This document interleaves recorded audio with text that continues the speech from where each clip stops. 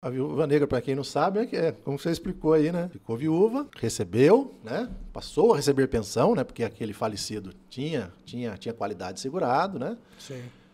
Casou de novo, ficou viúva de novo, tem 2 pensões.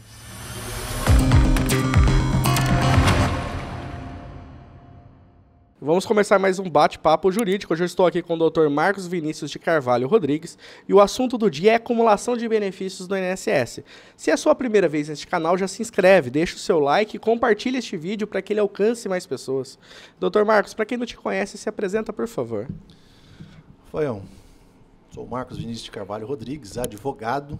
Opa! Advogado mesmo, né? Com A maiúsculo. Com A maiúsculo, né? Formado há 26 anos, né? Pela Univap, tive o primeiro ano na UMEC, em Mogi, mas formei na Univap São José. Sim.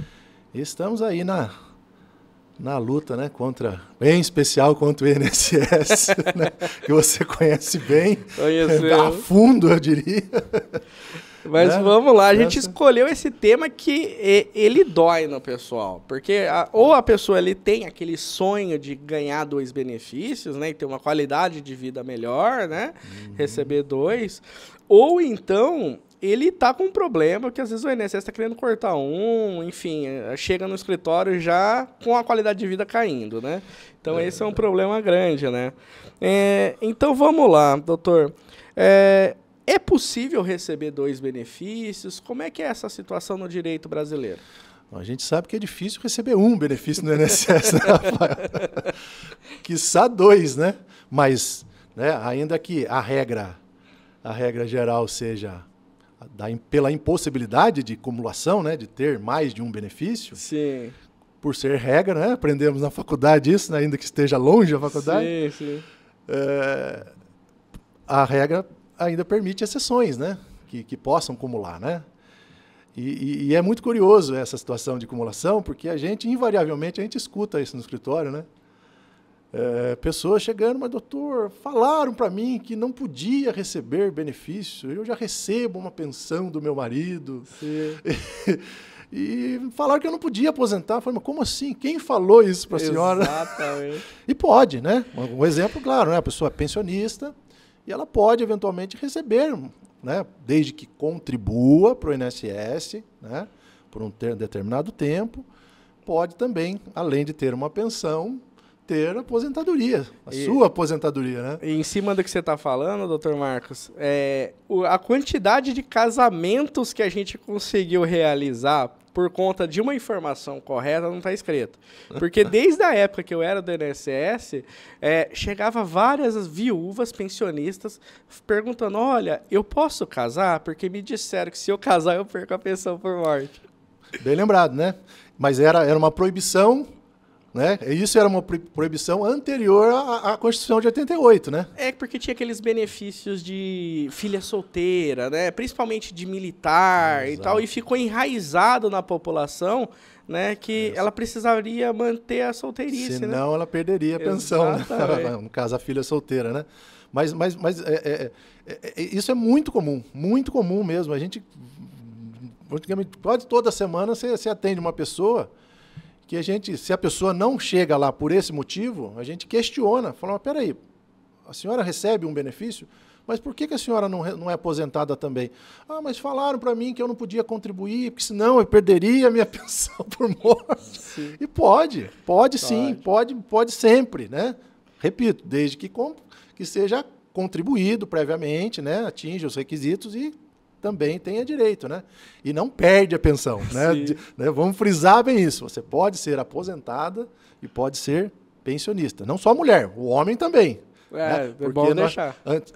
Antes da Constituição de 88, nós tínhamos essa proibição também, que o homem não poderia, eventualmente, receber pensão, né? Então, vamos lá. Nesse caminho, aí a gente já falou, então, de um tipo que é permitido, que é a aposentadoria e pensão por morte. Okay. Né? Isso... até a emenda não tinha nenhum tipo de diferença, né? E pós-emenda agora, depois de 2019, como é que ficou essa situação? Vamos lá, pode, né, receber a pensão com aposentadoria, porém, né, em caso de a pessoa ter direito a 2 realmente, geralmente o benefício de maior valor, ele é mantido, né, o valor, porém, o segundo, né, o segundo benefício, digamos assim, ele terá uma redução. Sim. Né? Exatamente por conta da reforma previdenciária de 19, né? A emenda 103, sim, que até então podia acumular, era integral. Era o melhor do cenário. Era, né? O melhor do cenário, exatamente. 2 benefícios integrais, mas manteve, né, a reforma manteve a possibilidade de acumulação, porém, o segundo benefício, geralmente o menor, né, ele terá uma redução. Lembrando que nenhum benefício, né, pode ser menor que salário mínimo, né? Que o valor do salário mínimo. Então, no mínimo, a pessoa terá 2 benefícios de salário mínimo. Aqui é só fazer um adendo, né? Que é nenhum benefício que substitui o rendimento do salário. A exceção é o auxílio-acidente, que é uma verba indenizatória. Exatamente. E aproveitando que eu já citei o auxílio-acidente, já vou falar dele, que é outra dúvida que eu tenho recorrente lá no escritório, né? Aqui a gente tem muita indústria na nossa região, né? Para quem não sabe, a gente está aqui na região de São José dos Campos, né? Às vezes a gente tem pessoas assistindo em vários lugares do país, né?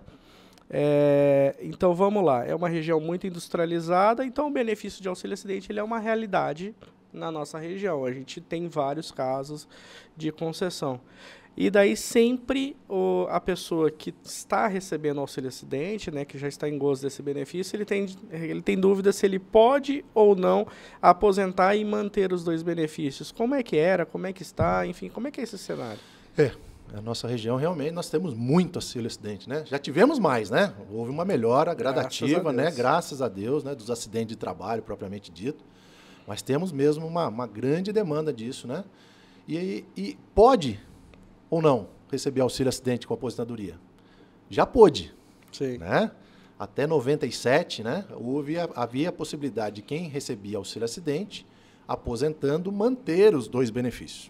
Sim. Que veio uma lei proibitiva, né, que quem recebia auxílio-acidente ou que era aposentado e fosse receber eventualmente auxílio-acidente não poderia mais cumular. Né?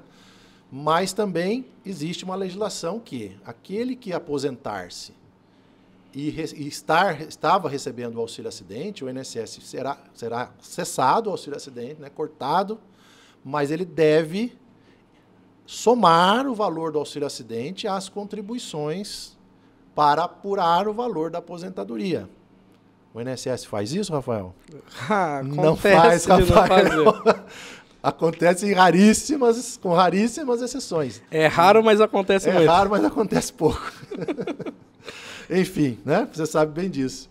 Então, é uma possibilidade, inclusive, né, dessas pessoas que recebiam auxílio, aposentaram, analisar, verificar realmente se não aconteceu, e a probabilidade é muito grande que não aconteceu. Sim. Essa soma para melhorar a aposentadoria, procurem, né, advogados que possam eventualmente rever a sua aposentadoria.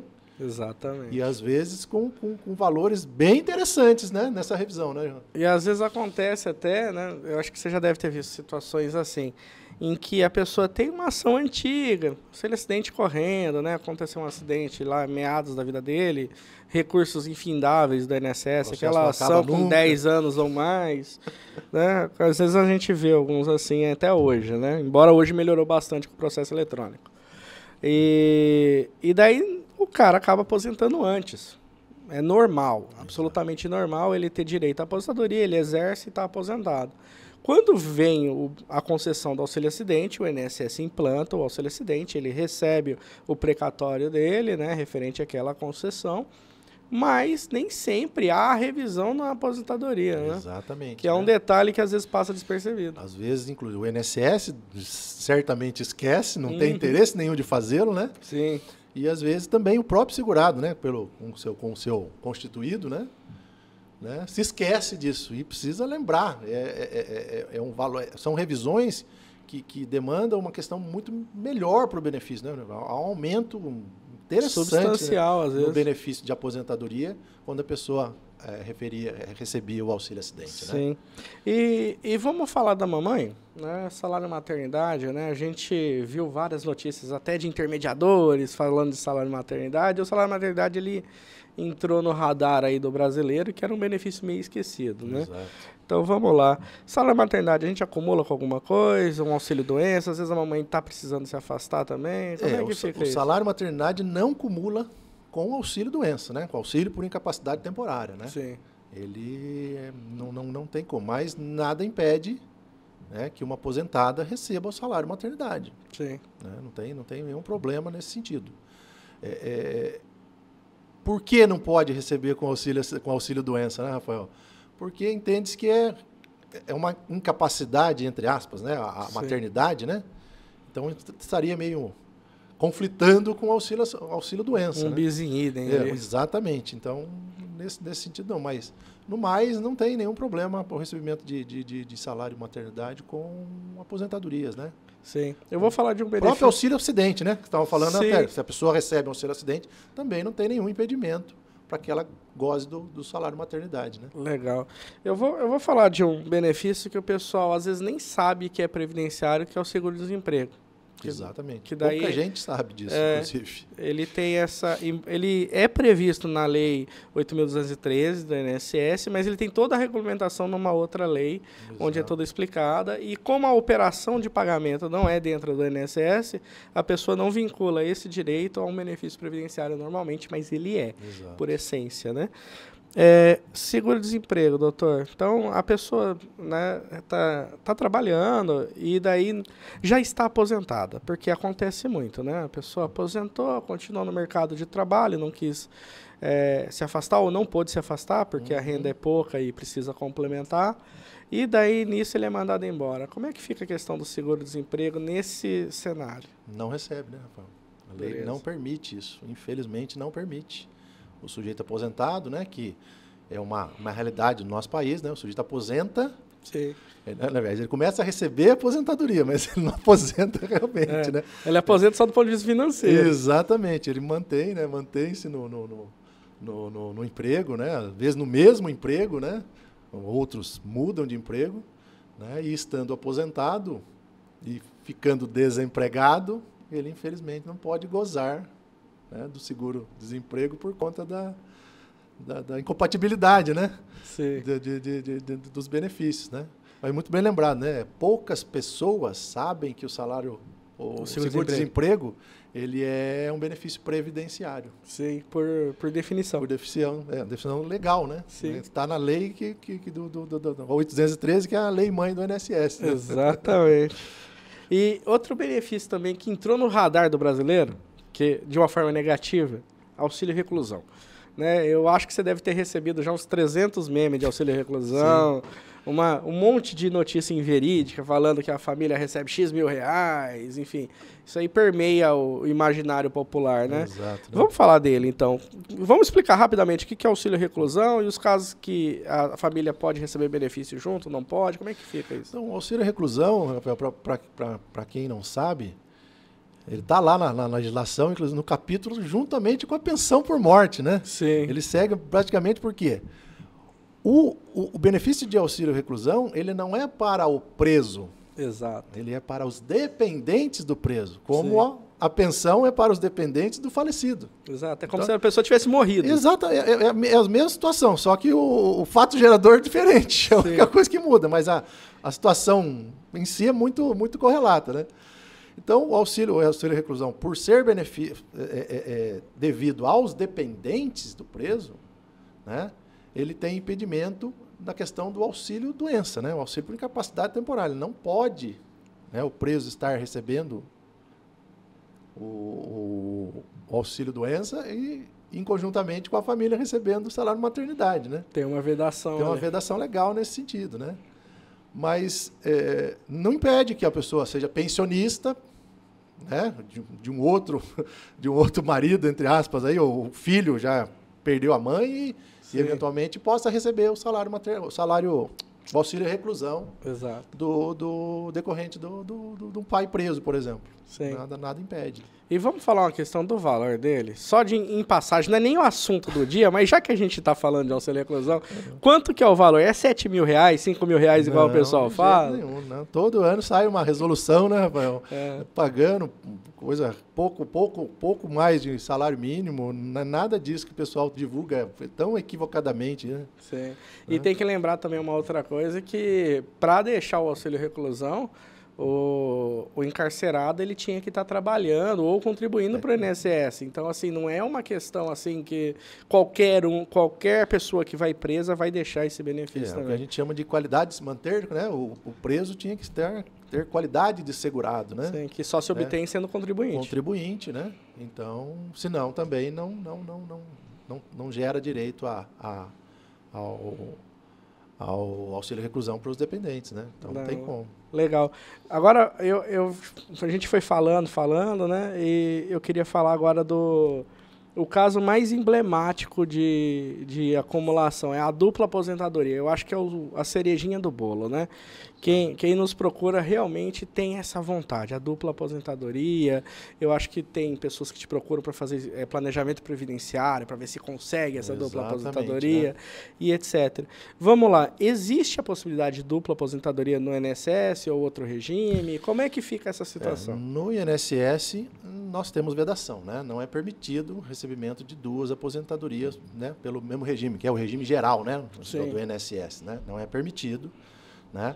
Nós temos casos, inclusive, né? Você certamente deve ter tido, como você disse, pessoas que trabalhavam, aposentaram, né? E continuaram no trabalho, como nós falamos anteriormente, e o sujeito gera direito, entre aspas, a ter uma segunda aposentadoria, por idade, por exemplo. Né? Se você for olhar friamente, né? Pós-aposentadoria, ele contribuiu o necessário e envelheceu o suficiente. Exatamente. Então, ele teria, né? Entre aspas, o direito de receber uma segunda aposentadoria.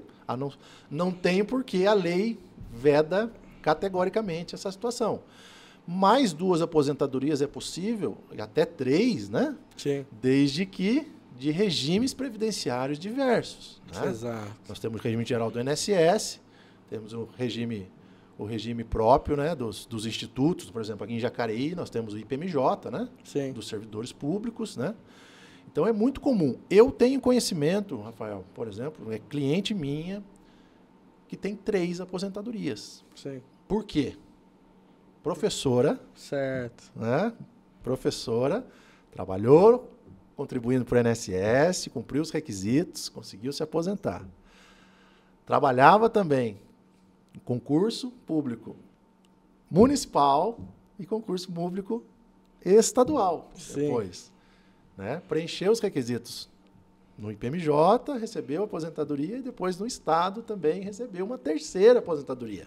E é bom você ter falado que assim... É raro, né? Muito raro. Quem normalmente consegue isso, né? 2, 3 aposentadorias é profissional da educação ou profissional da saúde. Exatamente. Que é as duas categorias. Eu desconheço outra categoria que não sendo essas duas, realmente. Então, pode receber 2? Pode. Desde que regimes diferentes. Pode 3? Desde que regimes diferentes. Sim. Né? Não é comum? Não é. É raríssimo. Raríssimo. Né? Eu falo isso porque eu conheço, eu vi, né? Não é alguém que me contou necessariamente, mas eu realmente presenciei essa situação de confirmação de ter 3 mesmo. A gente desconfia, né? Pior que é raro, mas a gente vê. E vamos falar sobre mais de um auxílio, né? Às vezes acontece, né, da pessoa tá afastada por um determinado problema, querer um segundo benefício, seja um benefício por incapacidade, um antigo auxílio-doença ou um auxílio-acidente. Vamos falar, permear essa questão da pessoa que tem mais de um infortúnio, né? Porque às vezes ela é premiada mais de uma vez com isso. É curioso isso, né, Rafael? E às vezes a pessoa pode, eventualmente, ter direito a 2. Né? Vamos dizer que uma pessoa que tem uma trabalho da própria área da saúde, que nós estávamos falando anteriormente. Uma enfermeira, por exemplo. Essa enfermeira, na maioria das vezes, trabalha em 2 empregos. É muito comum isso, né? Na área da saúde. E ela pode ter que se afastar de um e não necessariamente afastar do outro. Exato. Né? Mas aí, se ela tem que afastar dos 2, ela tem 2 auxílios? Não tem 2 auxílios. A lei não permite 2 auxílios. A menos que sejam 2 regimes, né? A menos que sejam 2 regimes, como nós falamos anteriormente na questão da aposentadoria, né?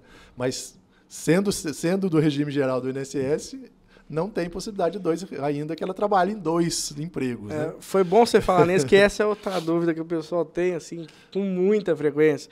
Doutor, eu trabalho na empresa A e na empresa B, então eu tenho 2 aposentadorias? Não. O único efeito que você vai ter com relação a isso é a soma do salário para ter uma aposentadoria melhor. Melhor, né? O valor para calcular o salário, né? Que foi uma briga muito grande durante muitos anos dos advogados, né? Cálculo de múltipla atividade. Atividade principal, atividade secundária, como definir isso? Nossa. Agora, visão lá de dentro, de quem foi servidor, você não sabe o inferno que era fazer esse cálculo. Eu imagino. Era horrível. Definir o que é principal, secundária.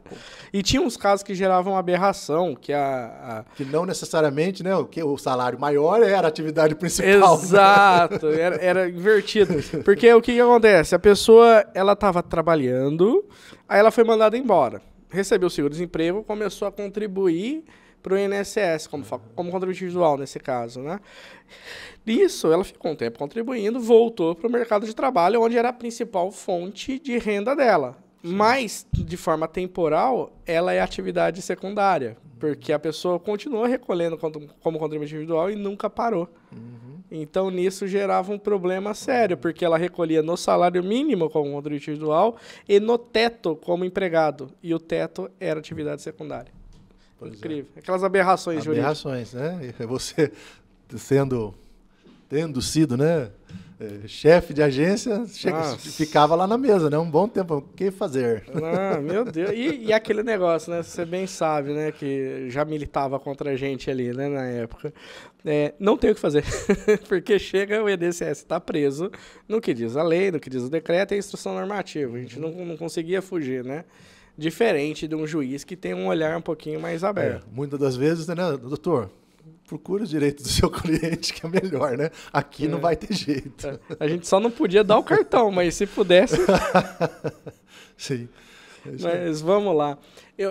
E a Viúva Negra, né? E a Viúva Negra. Vamos voltar um pouquinho, se você me permite. Falar do auxílio também, né? Nós não terminamos de falar dos auxílios, né? Sim. Não falamos que 2 auxílios por empregos duplos não pode, mas auxílio acidente com auxílio doença, se, né, o fato gerador de cada um deles for diferente, né, pode acumular. Sim. Poderá acumular. O que é isso, né? O sujeito sofreu um acidente, teve um problema no ombro e ficou com sequela, recebeu o auxílio acidente. O sujeito voltou a trabalhar, teve um problema de saúde que demandou o afastamento dele do emprego. Então, se não for o mesmo problema do ombro, ele poderá continuar recebendo auxílio acidente e receber, eventualmente, o auxílio por incapacidade temporária, né? Popularmente, auxílio doença, né? Porque todo mundo sabe. Né? E, aliás, falando de auxílio acidente, também tem aquele caso em que não dá para receber 2 auxílio acidente, que às vezes acontece, né? A gente tem muitos membros que são bilaterais, né? Exato. Então, assim... eu vou dar um exemplo que já aconteceu comigo, da pessoa que teve uma lesão no ombro esquerdo, ficou com limitação para carregar peso e etc. por conta disso, recebendo auxílio acidente. Ele teve o mesmo tipo de lesão no ombro direito. Lei da compensação, né? Porque... Ficou com o esquerdo ruim, começou a usar o direito e teve o mesmo problema, né? E daí ele procura, e aí, doutor, dá para receber o segundo auxílio acidente? Não dá, né? Não dá. Não dá, infelizmente não dá. Não, a compensação pode, né? Eventualmente, aí é uma situação particular, né? Se esse segundo for melhor financeiramente, há a possibilidade da escolha, né? Sim, opção. Opção de escolha, né? O INSS não fala nada, mas ele fala que não. Mas sabemos que pode ser feita a escolha financeira do melhor benefício, né? Logicamente. Legal. E eu tinha puxado aqui a Viúva Negra, né? Que é bem uma brincadeira à parte, que é aquela pessoa que ficou viúva, às vezes viúva jovem, né? Sim. Aconteceu, né? Um infortúnio na família dela, ela ficou viúva, teve um segundo relacionamento e mais tarde acaba ficando viúva novamente, né? Exatamente. E essa situação, doutor, recebe, não recebe mais de uma pensão? Como é que fica? A Viúva Negra, para quem não sabe, como você explicou aí, né? Ficou viúva, recebeu, né? Passou a receber pensão, né? Porque aquele falecido tinha qualidade segurado, né? Sim. Casou de novo, ficou viúva de novo. Tem 2 pensões? Não tem. Não pode, a lei não permite. Mas, como anteriormente falamos, a opção também, né? Eventualmente da escolha do valor melhor, né? Sim. Então,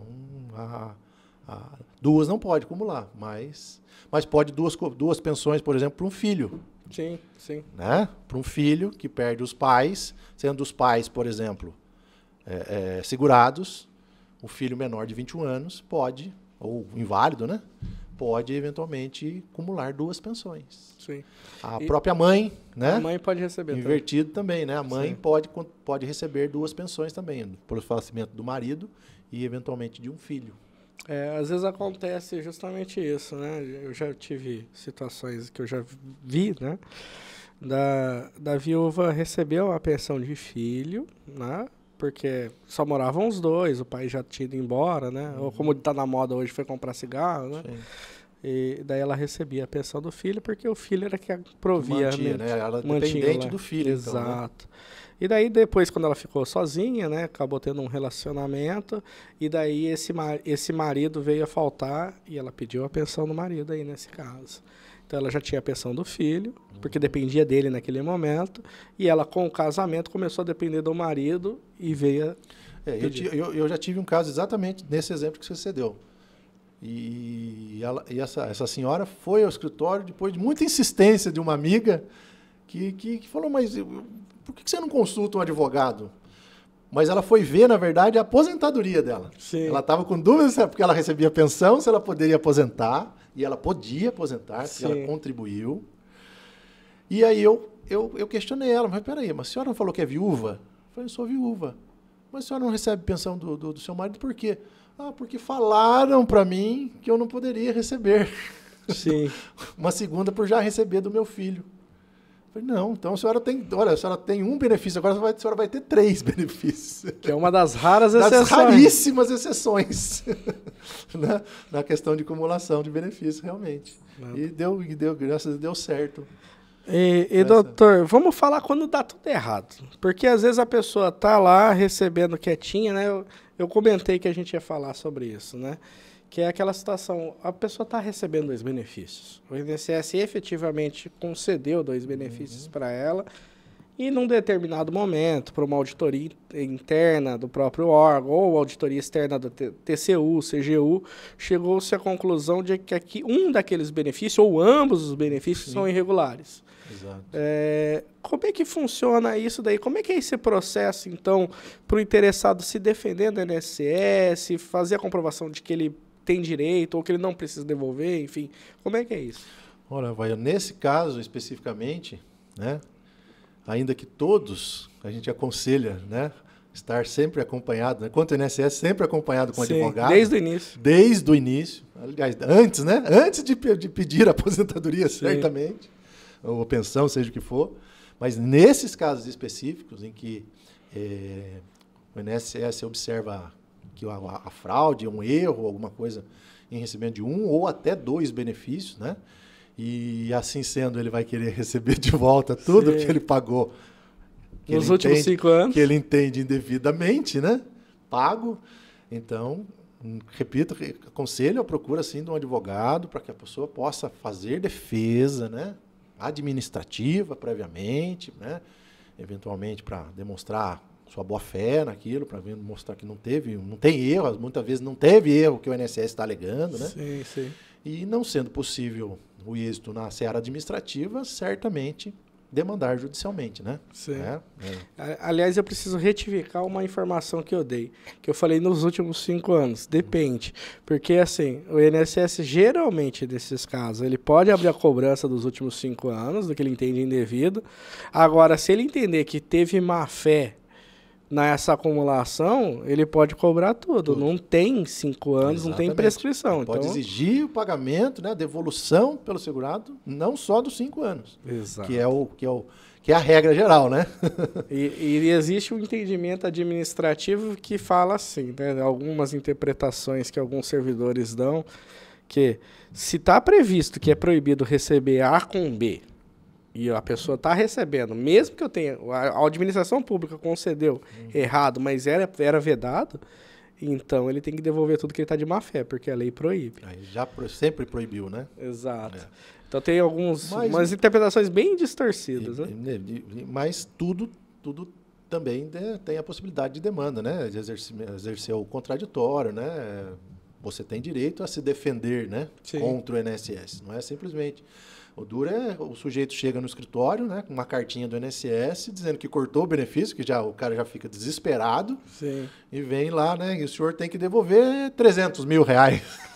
E uma Se o sujeito não infartou ali... E o pior é que uma coisa que eu não entendo, normalmente eles vão no escritório quando já cortou. Exato. Eles não vão quando eles recebem notificação de defesa, né? Eu não sei se isso acontece com você, mas assim... Sim, por isso que eu comecei falando nisso, né?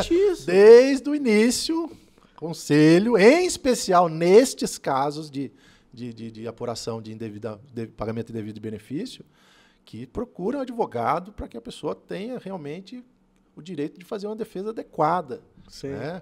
A análise do processo administrativo, para ver se realmente aquilo que o INSS está alegando é correto. Muitas das vezes não é. Sim. Né? E como é que você vê a defesa assim, administrativa? Você procura atuar na via recursal ou a via recursal hoje você entende que não faz mais sentido? Rafael, eu sempre fui um crítico da área, da seara administrativa. Sim. Né? Eu não demandava administrativamente nem revisão, nem na seara recursal, praticamente durante toda a minha vida de advogado contra o INSS. Mas nos últimos 5, 6 anos, né, em especial pela mudança da competência delegada que nós tínhamos, né, nós podíamos acionar, né, antes da mudança, processos contra o INSS aqui em Jacareí, né, no fórum local, eu mudei esse entendimento, né, pessoal. Sim. E comecei, sim, a utilizar-se mais, né, da demanda administrativa, uma insistência na demanda administrativa, né, na questão recursal. E a gente tem tido um êxito interessante. Né? Tem tido uma situação bacana, positiva. Né? Legal. Porque você sabe bem disso, você também da área, nós temos que demandar na Justiça Federal. Sim. A Justiça Federal nunca foi um brinco, como diríamos, né? Nunca foi boa. E com a demanda que ficava aqui remetido para a Justiça Federal, ficou muito pior. Sim. Né? Então começou a demorar mais, as perícias não são a contento, né? Demora, marca longe, quando vem, não vem como não esperávamos, né? Então, eu tenho sim, me utilizado mais, né, no escritório da seara administrativa, assim, para defender os clientes, para ajuda dessas defesas de direitos. Legal. Então, Marcão, a gente tinha combinado, cara, de ficar aqui meia hora, e a meia hora voou. Ela fez assim. Eu poderia ter muito mais coisas para falar, tinha anotado muita coisa aqui, mas a gente, né, senta para conversar, é sempre desse jeito, né? A conversa flui e o assunto vai rápido, né? Então eu não vou tocar o resto, porque o nosso compromisso é meia hora. Maravilha. Muito obrigado aqui por ter vindo. Eu vou guardar esse restante de pauta para você voltar aqui no futuro, tá bom? Bacana. Compromisso. Então tá bom, meu amigo. De novo, muito obrigado. Agradeço demais você estar aqui. E eu vou abrir o microfone para você se despedir. Foi eu que agradeço mais uma vez, né, ao vivo agora, pelo convite, pela sua disponibilidade nisso também. Parabéns, né, pelo programa que está indo aí há um ano, né? Já vai completando um ano aí. E que muitos anos mais desse podcast possa continuar, né?